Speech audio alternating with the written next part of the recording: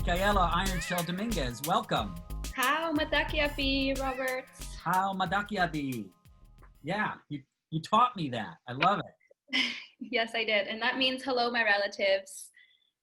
Thank you for having me this evening. Hello, my relatives. And is that something people say commonly?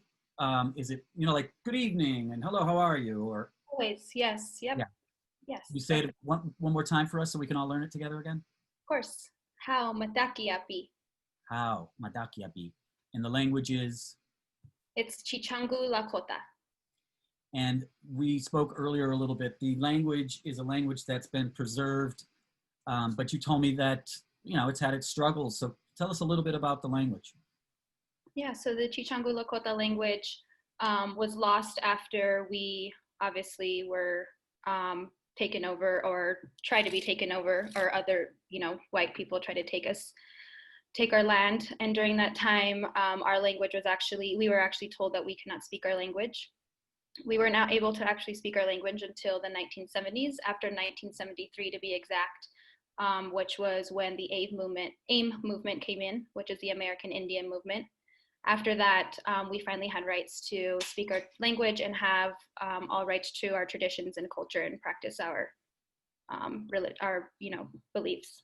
We didn't talk about this, so this is not pre-planned, everybody. These are questions that are just coming right out of the moment. So I know it's awful. How was the language prohibited from being spoken? I mean, literally. So we were literally, either if our language was spoken at all, we were most likely, if not beaten or, killed, to be completely honest. So, right now our language comes from our elders, and our elders are passing, and that's like losing a library, to be completely honest. Yes, I've heard the phrase "libraries on fire," and when an elder passes, we lose that. So you tell me about your elders. You were telling me there's a city crowd and there's a country crowd. Tell me about your elders. Well, so I'm Chichangu Lakota. I'm also Xicana as well, and I was born here in Denver, Colorado, which I still live in currently. And before this, Robert, I do want to acknowledge that I am currently on the land of the Arapaho, Ute, and Cheyenne, along with 48 other recognized tribes. So I do want to acknowledge that, because my people, the Chichangu Lakota, come from the Rosebud Reservation.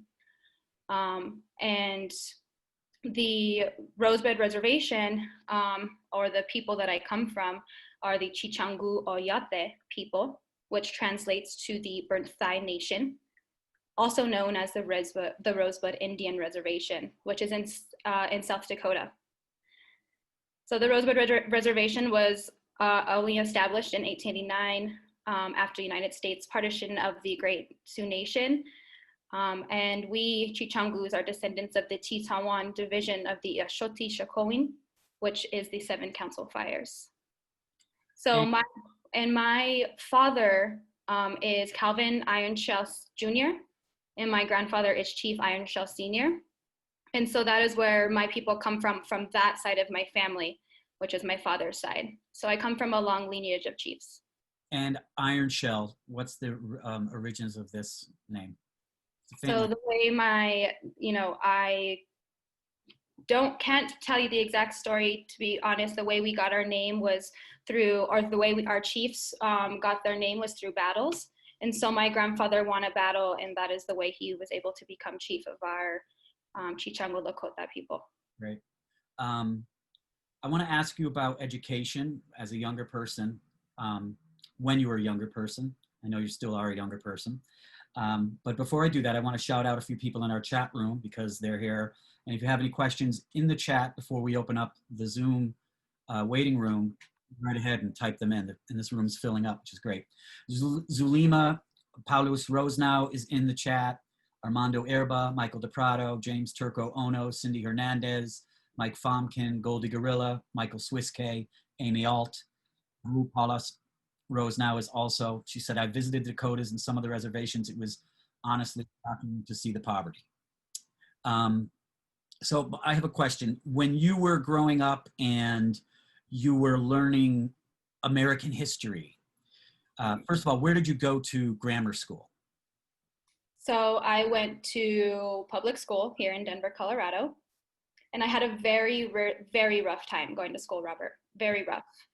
I always knew that I didn't fit in because not only did I not fit in with, not only did I not go to school with, not most likely not any Native Americans, I also did not fit in with my brown community either. And so I grew up in parts of my the beginning of my life, excuse me. I grew up in South Denver, what we call South Denver here, the Westwood area. And I went to Kepner Middle School, which is where, my bullying started. And then I moved to. Sorry, I wanted to just jump in for a second. The bullying coming from the generations from the same bullies that tried to extinguish your culture.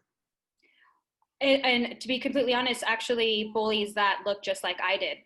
These were bullies that have been, they're cisgendered females, and, they look just like I did. And I never actually really understood why until now. And that is why, and I can go into a little more detail later if you'd like, but that is a part of the reason why I do the work that I do. I was raised by a beautiful mother, my hero, Shell-Dominguez. And, when you asked me earlier if there was something good going on, that is something good because she's here today.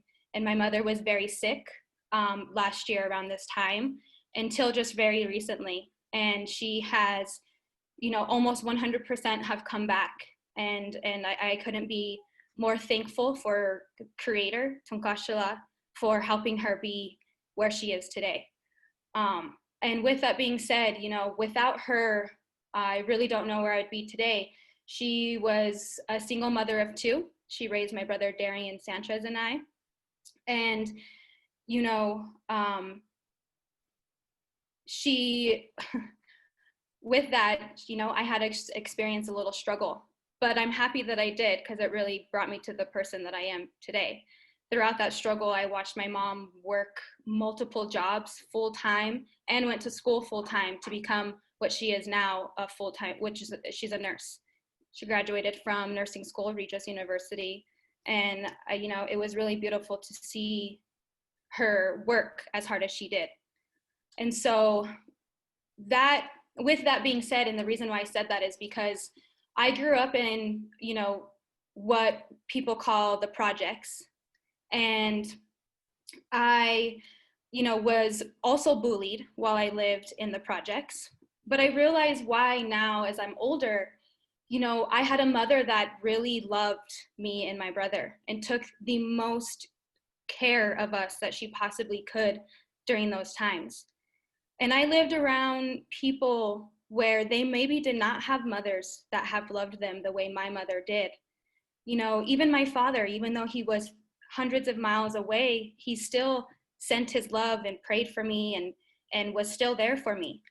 And, I was around young women that didn't have the experience that, or the mother that I had, the grandmother, the great grandmother that I have. I was raised by very strong matriarchs, from my great grandmother to my grandmother to my mother. And I even learned from myself. And with that, I understand where their anger was coming from. They would call me ugly. I was pushed downstairs. I was, very put down for being who I was. And I understand why to this day. And I'm, crazy as it sounds, very thankful that those things happened. Why was that the way it was, and why was that helpful? I'm a huge believer in all things happen for a reason. And at that time I was there, they saw the love that I was given, and they were angered at that, and whatever it may have been. And so to this day, I stand for those women that feel, those young women, those youth that feel that way. And I want to be there for them and remind them that they don't have to suffer and be angered, because they're strong and they will become strong, powerful women like I have become.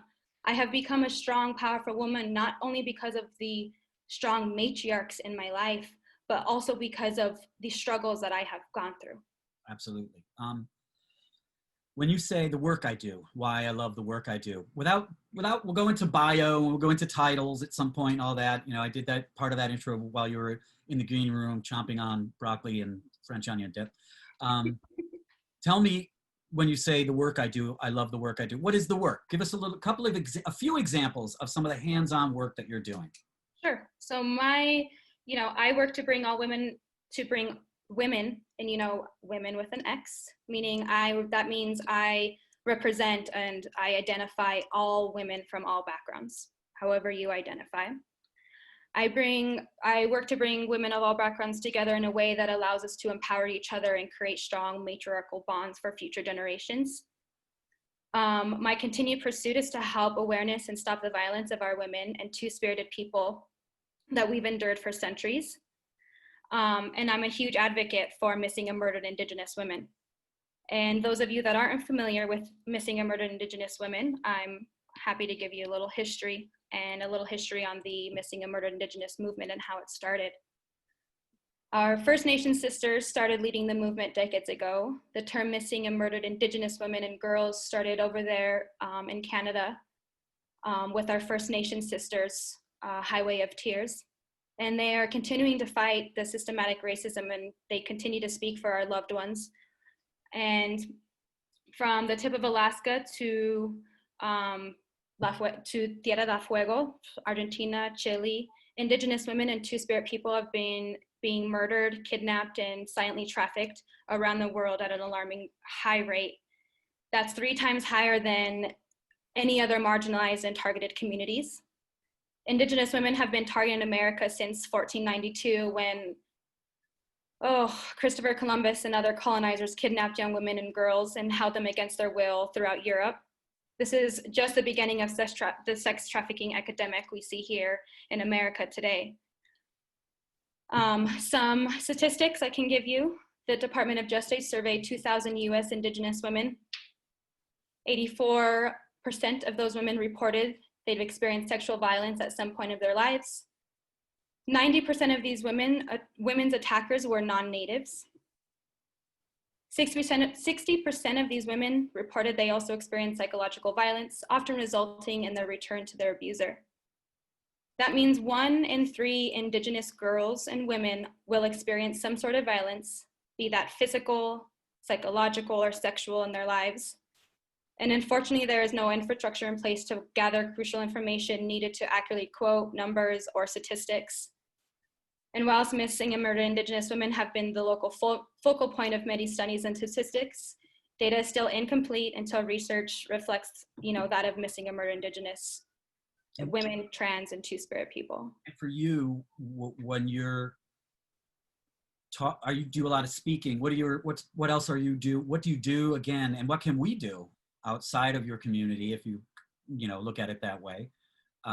What can people be doing to, I think, in addition to calling attention to it, but stopping it? One is by, talking about it, being able to even speak about it. That's number one. Right now, a way that I'm able to bring awareness is I have an art installation here at the Arvada Center, and that, art installation, it gives information, just for an example, that, small statistics that I just gave you, along with other information about how long this has been going on, and along with stories about missing and murdered Indigenous women that have just recently happened. And then I also speak about the Savannah Act as well, that has been recently passed. This is the website for the installation, correct? Yes. So that is by Pink Progression. Pink Progression started, it's an all women campaign, or, art installation that focuses on women voting and the fact that we have rights to women voting. So that's kind of how that got started. And then I was asked to put in a proposal, and I just really thought that missing and murdered Indigenous women fit perfect in this. And it is the only Indigenous, one of two, excuse me, there's one other But, you know, and I want to, and I, the reason why I point that out is because majority of the time we're in spaces, you know, we're actually, as Indigenous Native Americans here in the United States, is hardly ever talked about. You know, we still to this day are you know, I'm being completely honest, Robert, I still get asked like, you still exist? Native Americans are still existing? And yes, we are still existing. I'm here. You are listening to a real Native American. Right. Wow. And when I was growing up, I grew up in a suburb of Hartford, Connecticut, and Connecticut named a lot of its towns and a lot of its neighborhoods after the Native American tribes that were in Connecticut. And at the same time, we weren't necessarily taught Pequog village is not, there's no relationship to the slaughter or the destruction of the Pequog Indian, Willimantic, Hammonasset, Mohegan. These are all just, for us, just areas in the state. They're not, you know, they're not historical, actually. And there are some people, I have to say, there are some really great people in Connecticut that have made sure that the identities are not lost. But the general public is just looking at it like that's such and such avenue and that's such and such neighborhood. Your books, when you said you grew up and you went to public schools, how did you see yourself, if you ever did see yourself in those books? What was that like? History class. Oh my goodness. You know, that would always actually be when we got to the one Native American chapter, right? Yeah. My most favorite, because I was like, I know more about this in chapter. So I would get excited, but then I would actually get in trouble for speaking out about the truth about Native Americans. And I, you know, would be told that I was wrong, and, you know, be told to not give that information when it's not in the books to other students.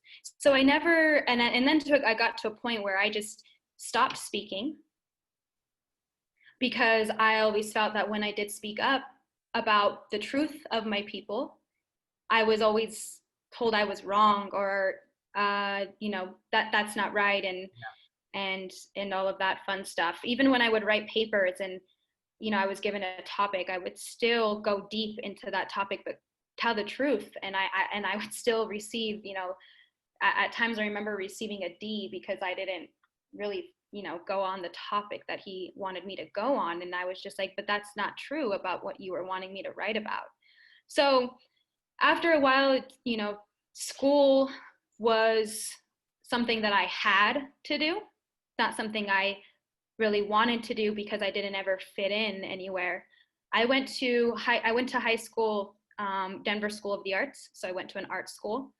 I played the violin and I also danced. Amazing. Very thankful that I did that.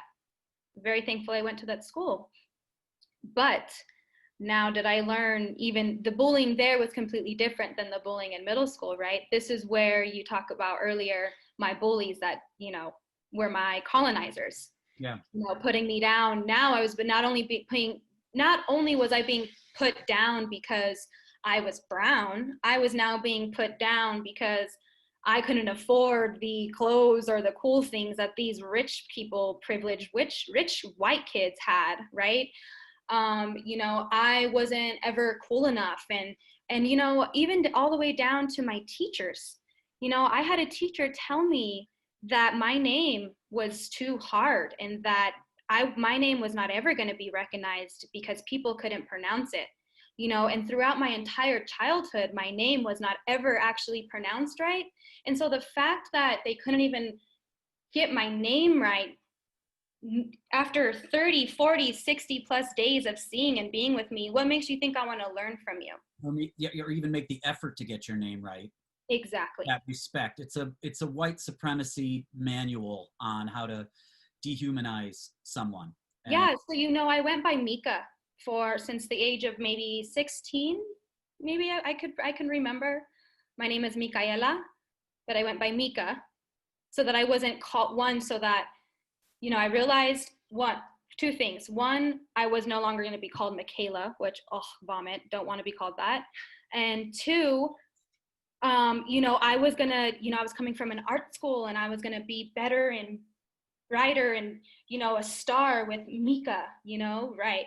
So, yeah, that changed as I woke up a little bit. So. I'm going to address our chatters because they are fired up. Oliver Bear is with us. Madison Santos said, I'm excited to be here. Lori Meadoff is in the chat. Hey, hi. She said, I'm so happy to hear your mother as well. Your story made me go and hug my kids again and again. You are a pillar of strength. Oh, thank you. I love her. Wow. Thank you. City Kids and so much more. Ron Cephas Jones is in the house. Wendy Fout. Now this is what happened. People start responding to what you're saying. Wendy Fout says it takes one person to just make a difference in another. Tammy T. Hi, Tammy. She says, I have the desire to build apartments for single homeless women with children. Savannah Roybal is LGBTQ. Oh. She's responding to Goldie's question, which was, can you define two spirits? Two-spirited. Can you define that? Yes. So our two-spirited people are our LGBTQ people. So, and our two-spirited people are very powerful people where I come from. Very, very powerful. Got it. Let's see. Zulima drove 2,200 miles in an RV that supported 5 cyclists biking from New York to Washington about human trafficking awareness. And she said she did learn about indigenous tribes being targeted. These are your sisters now calling in. Becky Savell, thank you for being here. Amy Ault said, I've learned so much from attending the Pocahontas Independent Film Festival in Richmond. And her life is enriched from learning about your culture. It's one of the best festivals in Richmond. Let's see. Partially Native American from South America is Zulima from the Chibcha tribe. And going back to our Connecticut conversation, Mark Schumann, by the way, hi Mark, said Connecticut is an anglicized version of a Mohegan Pequot word for long tidal river. Yet we do not know this stuff. We are not taught this stuff. Capper Pat has arrived late and said, who is this stylish woman? Welcome, Capper Pat. Capper Pat's a wonderful hip hop artist and comes to this show quite a bit. This is Micaela Iron Shell Dominguez. She is an activist out of Colorado. She's an artist and she is a world changer. And she was referred to me through the great Lori Meadoff. Well, that's how I'll always say it from now on. I'm going to bring our crowd in. We got a nice little round table crowd in the waiting room. We're going to bring them in a minute. Before we do, the legacy that you want to leave at this point in your life right now, what do you want? What do you see that being going forward? Again, we as Native Americans, we exist. My biggest message is, I am here, I exist. Native Americans constantly are the demographic group that faces the worst statistics when it comes to poverty, police violence, sexual violence, suicides, and incarceration rates. And so people need to recognize that colonization is still very much alive. And I am here to help put a stop to that. I'm here to help get my people land back. And when I say land back, that doesn't mean just physically, but mentally as well. Got it. Thank you. Nathan Gray is in the chat. He said, we watched Micaela share her story with privileged kids in a private school here in Panama. Oh my God. That's amazing. Enthralled and moved, still talking about her. Wow. Thank you. Thank you all. This is awesome, Robert. Thank Beautiful. You so much. Well, I'm going to bring everybody in. The way we do this, people, is if you've got a question, great. That's great. Do not begin the question with a long preamble of your life story. This is Micaela's time, please. So, you need to tell us a little something about yourself, fine, but we've had in the past people going on and on and on about themselves before getting to the question. Someone didn't even get to a question. So it's question and answer time. Good questions don't start with I. So we're bringing everybody in. It's a big bum rush into the space here. People are all unmuted. All right. Unmute. If you're unmuted, say hi, wave, and say hello. Question and answer time. Good questions don't start. I'm going to mute everybody. a big bum rush into the... Because that we don't hear it. Okay, great. So thank you everybody for being with us. And I know that a few people had emailed me, I gotta be there, I gotta be in here. So I really appreciate you being here. And I know that there are some questions that you have. So if you have a question, please just throw your hand up and let me see who's got a question, and you can unmute yourself. Wendy Fout, why don't you go for it?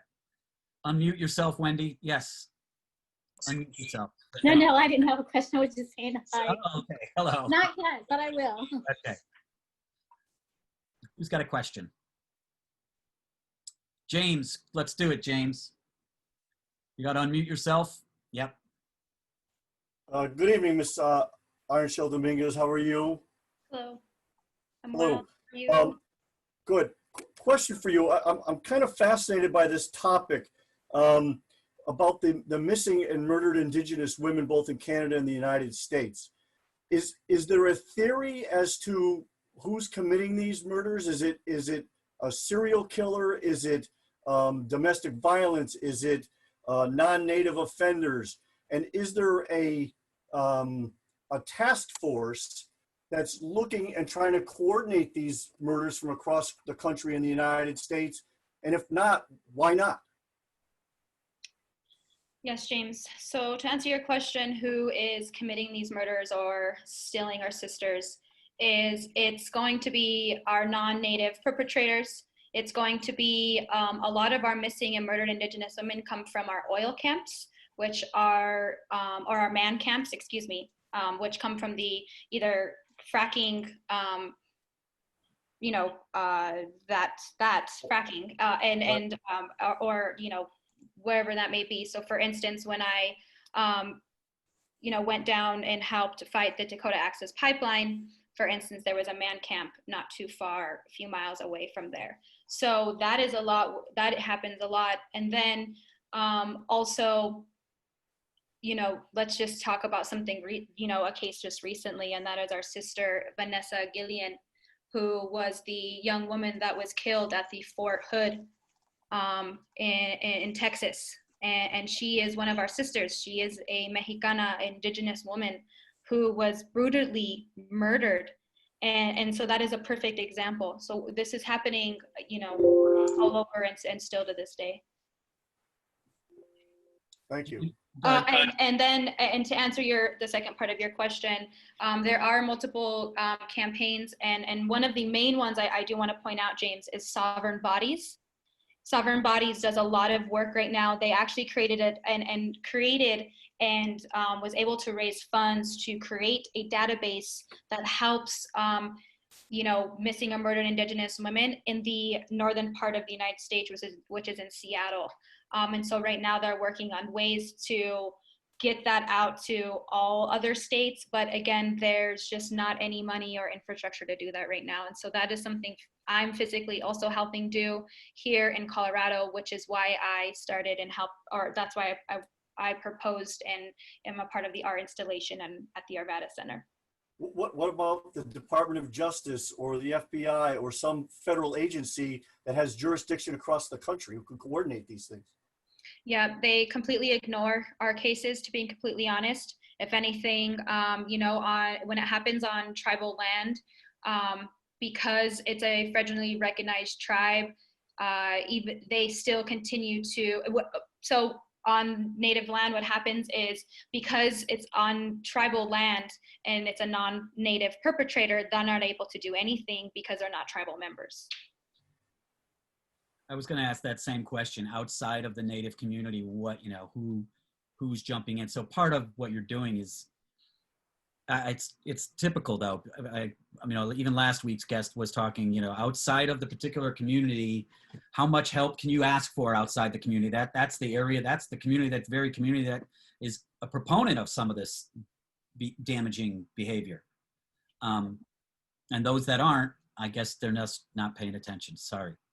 Yeah, and then too, to be honest, us as Indigenous people, as Native Americans, we are still, so we're not very recognized. And so therefore I feel like when one of us does go missing or we are murdered, they don't care. They don't care about us, truthfully.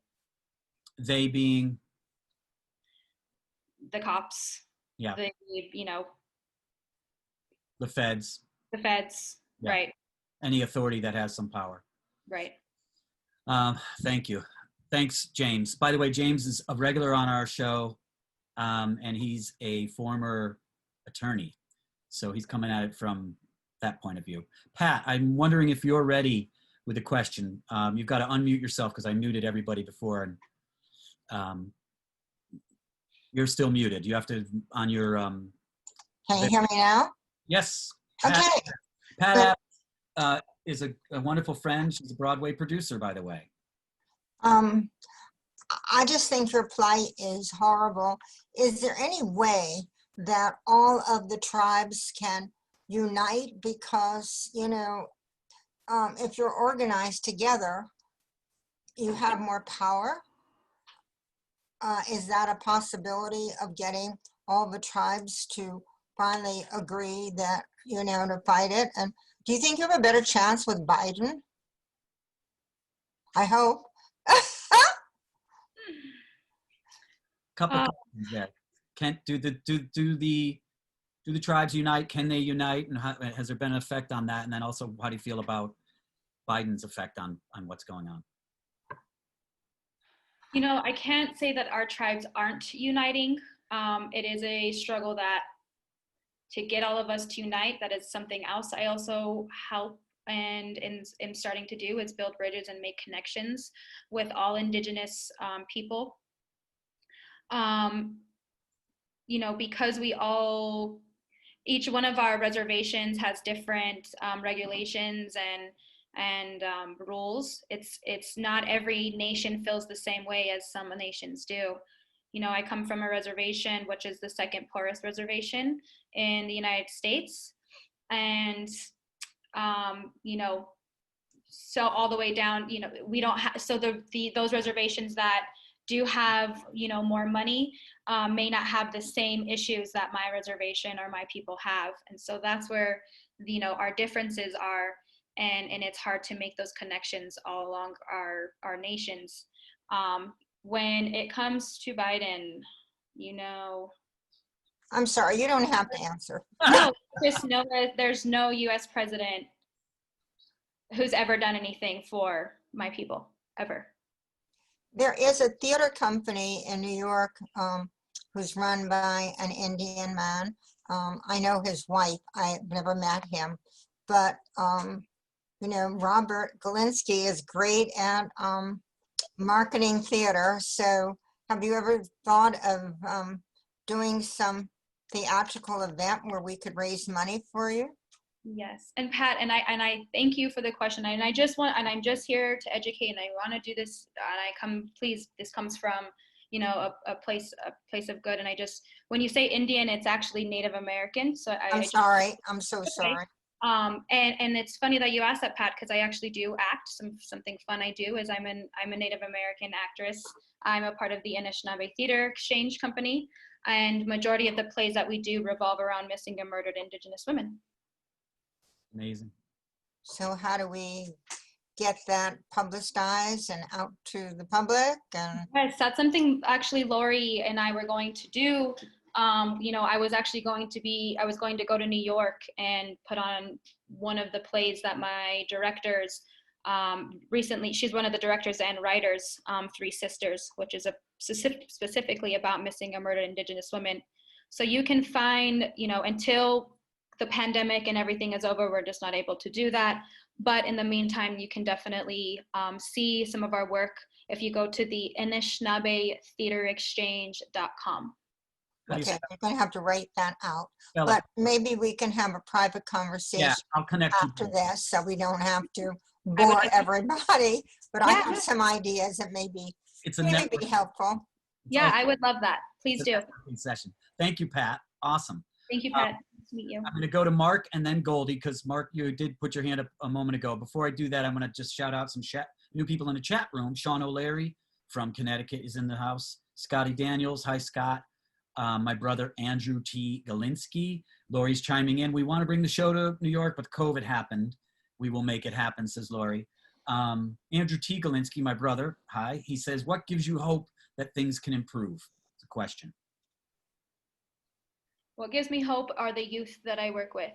The youth that I work with have so much power and so much,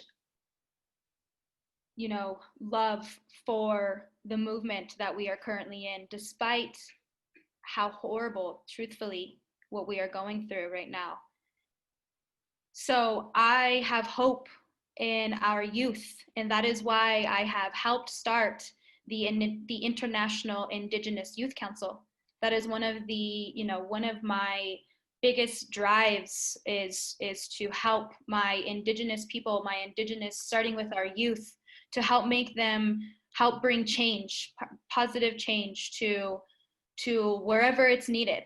And it's all over. And so we have, multiple chapters throughout the US, where each one of those chapters is committed to making change. And by that, and for example, by them doing this work, and an example I want to give you is our youth that are at the Kumeyaay, on the Kumeyaay territory, which is at the border of San Diego, where they are fighting the border wall that is currently going up. These are the same youth, some of the same youth that were a part of the Dakota Access Pipeline, fighting the pipeline. And that is where we actually started as a grassroots organization, was at DAPL, was in Standing Rock. And so that is my hope, is to continue to be behind and stand behind these youth, even though even myself, I'm not old at all. I'm still, in a sense, youth, but my younger generations and my future generations is the hope that I have. Thank you. Thanks for the question, Andrew. I derive from that. It's fighting for what you believe in, no matter what it is. And that's the only thing that can be done to maintain hope, in my opinion. Mark, you're up. Hi. Thank you for coming. This has been a fantastic discussion. I've learned a lot already. And my question for you is, we're talking about your hopes. What are your hopes for the land? We talked about acknowledging the land and how the land has been stolen. Just to you, what would a right relationship with the land look like? So first and foremost, land back. What land back means is giving full autonomy to all of us Indigenous peoples of this hemisphere, from the tip of Canada all the way down to Mexico. When I also say land back, and I mentioned this earlier, I don't mean that just physically, but mentally as well, because we have been stolen of our culture, of our traditions, of who we are as people. That will really help us be able to connect better to where we come from and be able to heal who we are and to remember who we are. We come from this land, Indigenous people, we are caretakers of this land.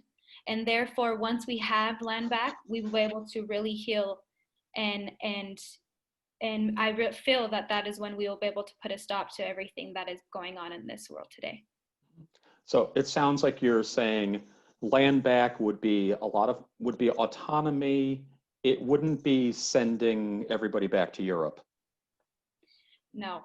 But there would be a great deal of autonomy for Native people. Correct. So we would actually be recognized, and let me give you an example. I was able to visit my Indigenous relatives in Panama back in February, and that is where the Indigenous people of the Kunayala and the Impria, along with 6 other nations, come from. The Kunayala, which I mostly spent majority of my time with, they have full autonomy over their islands. Now, mind you, they lived on the actual land of Panama, but they were pushed out in 1660 by colonizers. Mm-hmm. And so they were pushed out to these islands, which they now own, which are 350 of them. They have full autonomy, meaning they're able to practice every tradition, culture. They wear their traditional clothing, they make their traditional clothing, they get all of their resources and are sustainable directly from the land that they live on. And so that is what I would want for my people. For instance, that a woman that had recently said that she visited the Dakotas and saw how my people live. If you go and visit my people on the Dakotas, specifically my reservation, or Pine Ridge, which is the poorest reservation, you know, they don't say third world anymore, but it's a very underdeveloped, and I mean boldly say underdeveloped cities and reservations, right? So they put us into these little checkered boxes. And so land back meaning that we would no longer have to live in these checkered boxes anymore. Thank you, Mark. Thank you for the questions. Thank you. Thank you, Iron Shell. Goldie Gorilla. Goldie is another local friend and also quite the activist here in New York City. Welcome, Goldie. Thank you, and happy birthday to Occupy Wall Street. All right. And it's an honor to talk to you tonight and to be here and to listen to you. I have a couple of questions. Number one, like, do you get aggravated, or were you aggravated when you were in school, and the way it just glosses over Native American history? You know, being from Pine Ridge and the resistance that happened there, and you know, Leonard Peltier, and having that just not covered at all in schools. I'm wondering what you think about that. Should I rapid fire questions, or I mean, I have two more questions. Drop that one and let's go and see where we go. Thank you. Sure. Yeah. So yes, I was actually very aggravated, and like I had stated earlier, that I would sometimes actually get in trouble for speaking up and telling the truth about my people, period. And so, and another thing with that, the history of Wounded Knee and what you just spoke about was actually very frustrating, because my grandparents were part of the Wounded Knee movement as well as the Chicano movement. And so the fact that that wasn't even spoken about when I was a part of that history, my grandparents were a part of that history, was very aggravating, definitely. Missing and murdered Indigenous women. For some reason, I hear about, I think I first heard the story from Canada, and not, okay, Lassie, my cat is yelling at me. And I'm wondering why I heard, maybe it's just a media thing, or Canada has like better publicity or something, but are the Canadians more fiercely fighting this than we are in the US? What's happening? Is there any dynamic there, or is it just a media thing where I just heard about it from Canada? No, I mean, in Canada, they do have a little bit more, what would I say? They're just able to, they're much more aware of the issue than here in the United States. That's actually what it is they're more aware that this has been going on. This has been going on for, you know, like I said, this is where the movement started, was in Canada. And so just recently has, you know, missing and murdered Indigenous women have been spoken about here in the United States, even, you know, in the general public. Do you think that, I'm jumping in, Goldie, sorry, but do you think that there's more compassion for this in Canada versus the American population, or is it more awareness? Well, I feel like with the, you know, there being more awareness in Canada, I feel that that is because they are more passionate and more having a little bit more awareness and understanding than here in the United States. Again, we are so invisible here in the United States, so why would that be a main topic? You know, we're barely talked about as it is. You know, we will hear all the other races, but you don't ever hear us Native Americans. How do you? So another great reason to move to Canada. No, I have to continue to fight for my land where I come from. Can I just fit in my last question? Yeah, fit in. Which is about the Supreme Court Oklahoma decision and how that was viewed from within your community. I mean, it's definitely a victory. I will say that.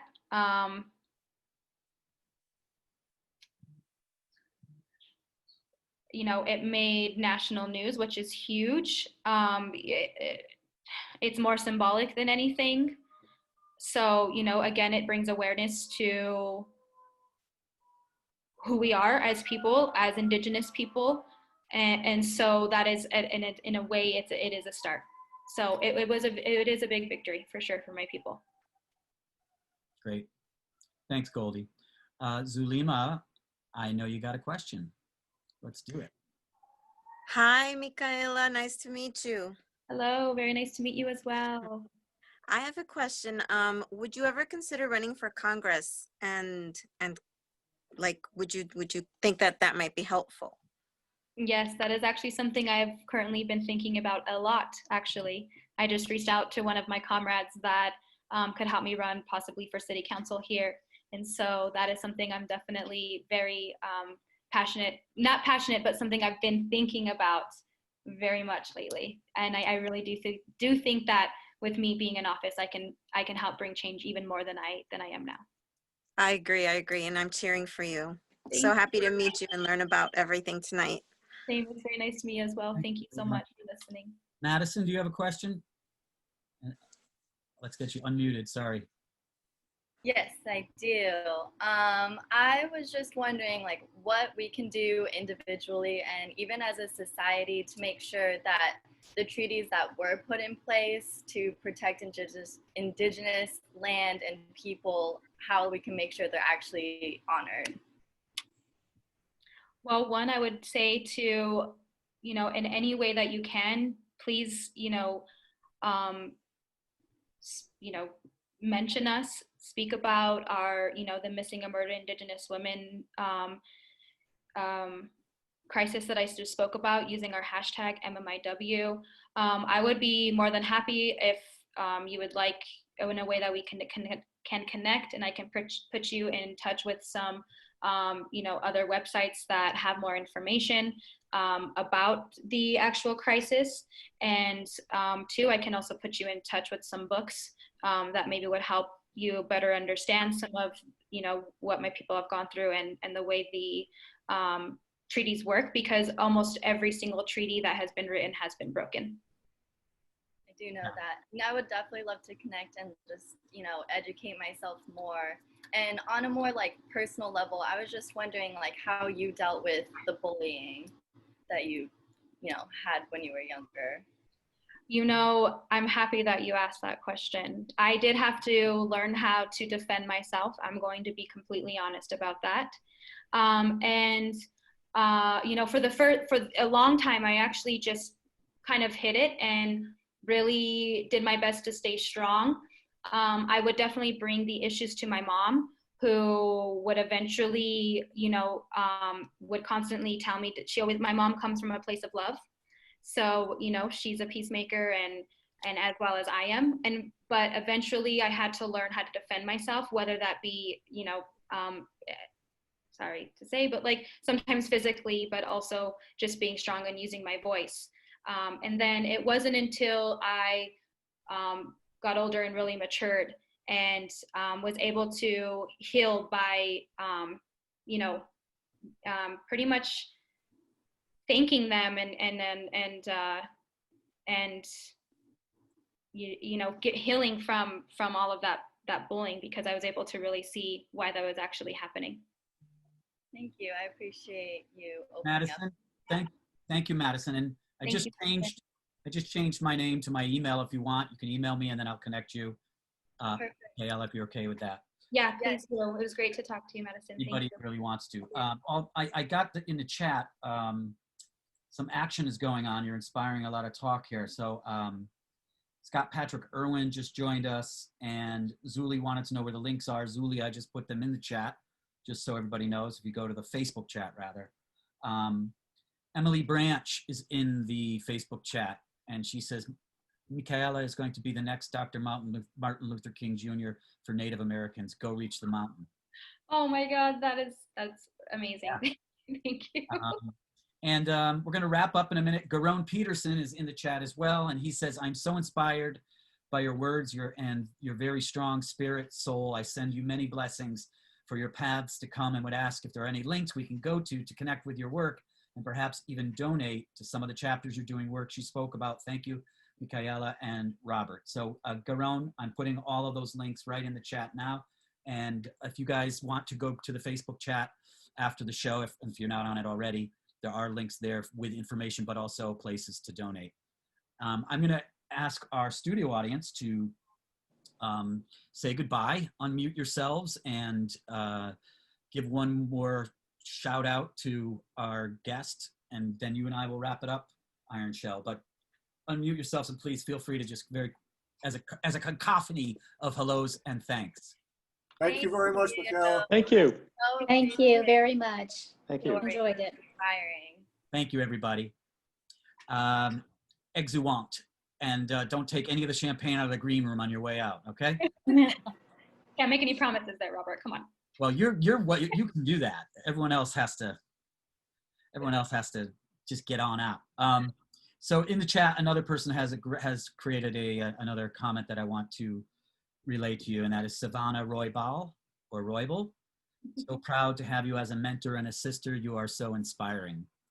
Oh my goodness, my sister. Thank you. And Mark, was in our room here also. Mark just chatted, and I think it's important to convey these messages to you, because they're very powerful, and so are you. He said he noticed that your tone brightened when you talked about the native nation. Was that the Embera in Panama that controls its own islands? I could tell that the sovereignty situation there really inspires and excites you. Yes, it does. It really does. I had literally a life-changing experience visiting the indigenous people of Panama. Seeing that they had full autonomy over their land, seeing that they can, live and drink water directly from the rivers of where they come from is absolutely inspiring and so beautiful.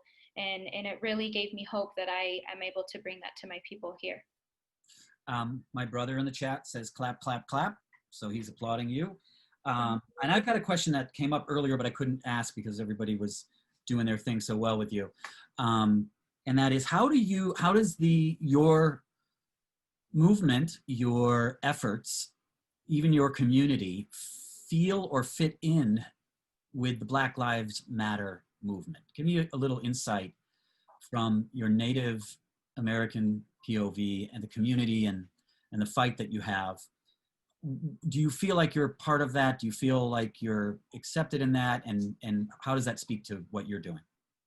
Yeah, I mean, something I told you about that I mentioned earlier is the police violence, and my people face that. We're one of the, Native Americans are constantly facing police violence, all the way down to, our missing and murdered Indigenous women. They don't care about us. They don't want to help us. And so being just recently in the movement, I told you about a coalition that I helped start, People's Action Collective. And People's Action Collective is a coalition that started through, during the George Floyd protest. And that is where myself, along with my comrades, saw that we needed to step up and help the Black Lives Matter movement.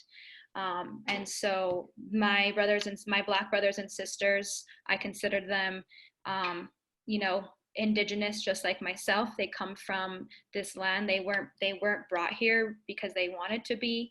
And so they, there are, even, I want to speak about even our Black Native Americans. There are Black Indigenous people that practice our traditions and our Indigenous and come from our Indigenous ways, live our Indigenous ways. And so, yeah, we suffer police violence just as much as Black people do as well. If not, sometimes, it could be, the thing is that it happens more to us Native Americans, and I know that because of who I am, but it's not ever spoken about. And so that's what the difference is. If the lives of my people that, if it could be talked about just as much as Black people are talked about, that's another way that we could really help bring change. Got it. How Madakia be? Close? Madakia be. How Madakia be? That's hello, my relatives. Yes. Great. Thank you for sharing that. I would like to just end this with asking you to give us your call to action. I know there's plenty to pull from out of this conversation tonight, but if there's something that you can specifically point us to or just want to say in a different way, what's your call to action? Yeah, I spoke about it earlier. Our youth, Indigenous youth it's a huge project right now, which is currently happening in San Diego at the border. They're fighting the border wall, the Kumeyaay, which is in the Kumeyaay territory. I highly encourage you all to please look that up. Kumeyaay is spelled Kumeyaaay. And to find the most information is going to be on the Instagram handle, which is Kumeyaay Defense Against the Wall. That is all one word. Again, that is Kumeyaay Defense Against the Wall. You can also find them on Facebook as well. They're fighting the border wall that is currently being built as we speak. And that is a lot of our Indigenous youth that are help fighting that as we right now. Those links are also in the Facebook chat right now as well. Great. Could spend all night talking to you and listening and sharing, and I really appreciate everybody's input. And Iron Shell, this is not the last that we will see one another. We will see each other here again, and I hope to see you when we get that theater going. And we've got Pat Addison in the room here, right, with her Broadway producers credits. So we'll make this happen with Laurie Meadoff, and once we get past this COVID, however we do that. This has been amazing, Robert, and I'm very honored to be a part of the show. And thank you so much for letting me speak about who I am and where my people come from. So I really appreciate it, and thank you so much. Thank you all for your wonderful questions and your wonderful comments. You're so very welcome. Thank you for being here. Appreciate it so much. Toshka, have a beautiful night.